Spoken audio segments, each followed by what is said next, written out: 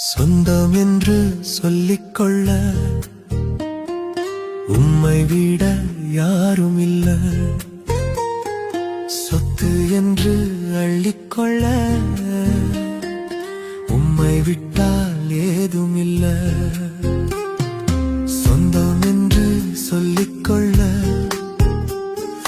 உம்மை விட யாரும் இல்ல. சொத்து என்று அள்ளிக்கொள்ள